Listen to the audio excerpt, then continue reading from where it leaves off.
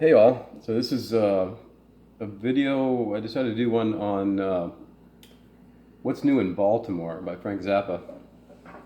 And I just always thought it was an incredible melody, a very unique piece of music. And doesn't get discussed that often, but I mean, it's right up there with the Black Page to me in terms of being just it's a really unique melody.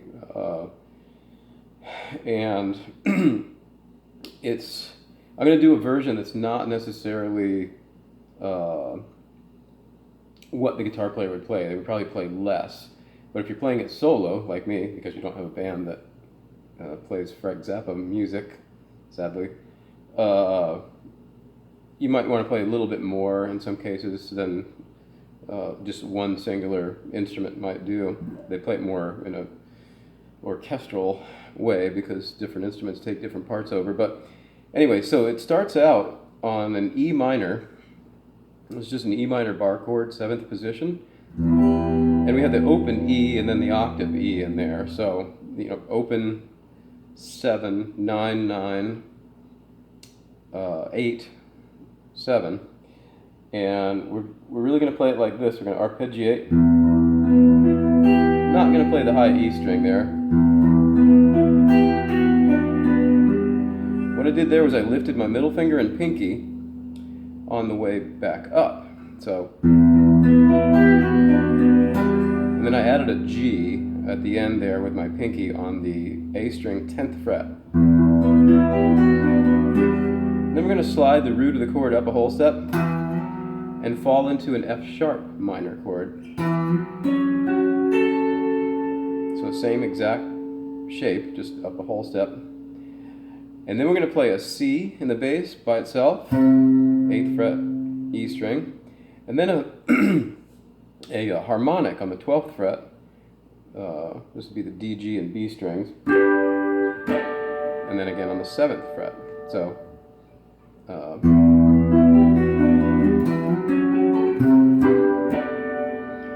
then we drop down to a B minor, 2nd position. We're still going to have E in the bass though, so B minor / E. So we have open 2, 4, 4, 3, 2. Not really playing the high E string again though. And then I lifted the same 2 fingers, the middle finger and pinky, on the way back up. And then we're going to play the root note, the B, and then open A. And then here's the thing Frank did a bunch. It's like a C chord with an F in the bass, or just simplified, it's a major with the 4 of the chord, the interval 4 in the bass. So it's on the low E string, it's 1st fret. On the A string, it's a 3rd fret, and then we're going to play. This is really just like a C bar chord. That's 5, 5, 5 on the D, G, B string. So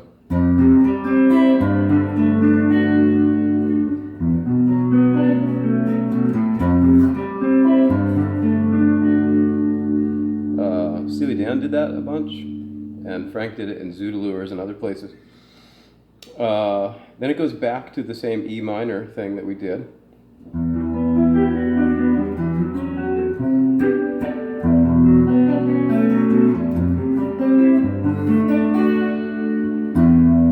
We have a new part. We're going to play the open E in the bass.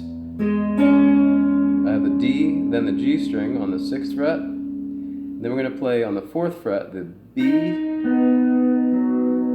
G, and D strings.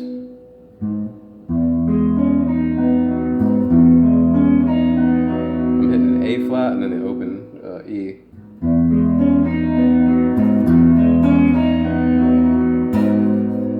Flat again in between, 4th fret E string, then open A, and it's basically the same kind of thing, only this time we're on the 4th fret with the D and G strings.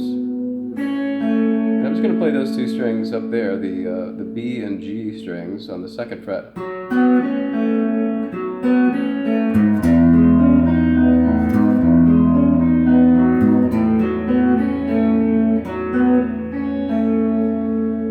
next section of the tune is this really cool augmented chord here. I just love the sound of that harmony. So there we have the open E, and then in succession we have the 13, 12, 11, 10. I'm not playing the high E string.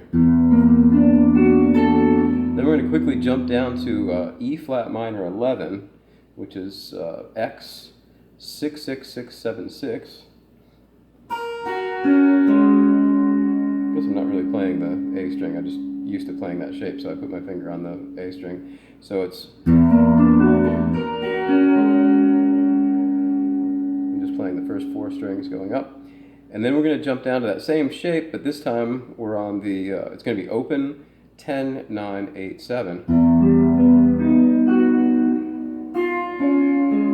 And there I have basically a D flat chord. It's just the 6th fret, and I'm just arpeggiating upwards from the B string. So it's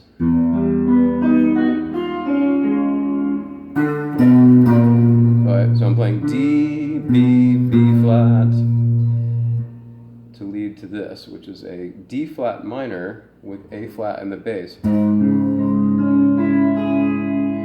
I've arpeggiated the chord all the way across, all the way to the high E string. Then I lifted my middle finger up off the E to the E flat after when I wanted to come back up. So and hopefully you can, I'll do it slow.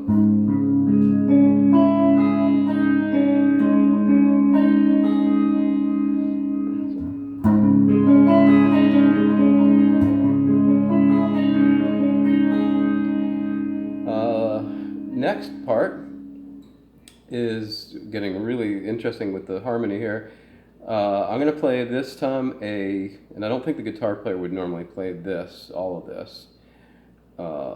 It's a combination of the instruments. But anyway, this is an A flat dominant flat 5. I'm playing the high E, the open E string on the top. So I'm also muting the A string. So the way this one goes is 4, X, 4, 5, 3, and then open E on top. But I'm actually going to play that muted note. You just get a percussive sound, but it keeps the rhythm correct. 1, 2, 3, 4, 5, 6. Then we're going to jump to basically a C chord, and then down a minor third. To an A. So let's do that one again. So it's now we're going to change to, this is cool too, that this chord comes right after it. This is a G major 7 sharp 11, and this time I'm actually going to skip over the A string. So in my arpeggiating here, I'm going to go. I just love that harmony.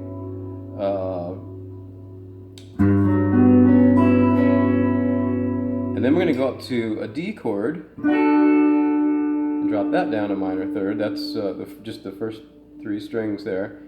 7, 7, 5, and then 4, 4, 2. So again, that chord would be. Then he goes back to the A flat dominant flat 5.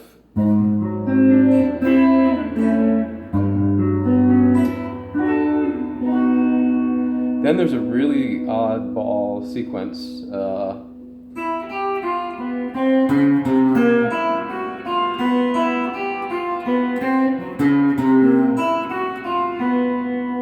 And I think when I figured this out, I don't know, like a year or something ago, I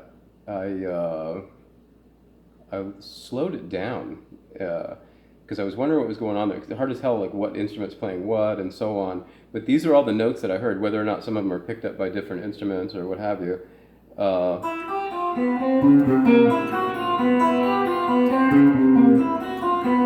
So I'm happy to take any comments if anybody like hears that differently.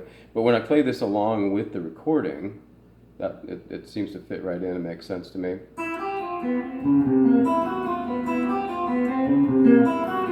Makes sense for Frank Zappa. And then after that, it just goes into this little interlude. Just before it goes into the blues, there's synth flourishes and things like that. But anyway, I just wanted to play up to that point because I think that's the cool, like the head you would call it in jazz, the main part of the melody. Yeah, just an amazing song, and I always did wonder why he felt the need on this like very unique and wonderful melody. Why did he have to just all of a sudden go into this, hey, what's new in Baltimore? But that was Frank. That's what he did. He'd take something that I thought was gorgeous, and then he would just throw something totally unexpected in there. But that's just the way he was. The piece stood on its own to me without doing that. And I remember there's a good George Duke video out there somewhere where he talks about that too, where Frank would write this gorgeous melody, and then he'd just throw a wrench in it. He would just have to throw some like low, ugly cluster chord and something. He could write gorgeous melodies all day long if he wanted to, but I guess just for his entertainment, which is why he wrote music, that wasn't enough. So he had to do that kind of stuff. Anyway, it's a real cool piece of music and fun to play along with the thing, along with the recording. It takes a little time to get comfortable with. I don't play it much, so I'm not even tight on it because I just do it for fun once in a while with the recording. But again, it's not like I have a band to play Frank music, so you don't get a chance to really get tight unless you just play it along with the recording all the time. Anyway, I hope that was enough of a tutorial for you, and take care.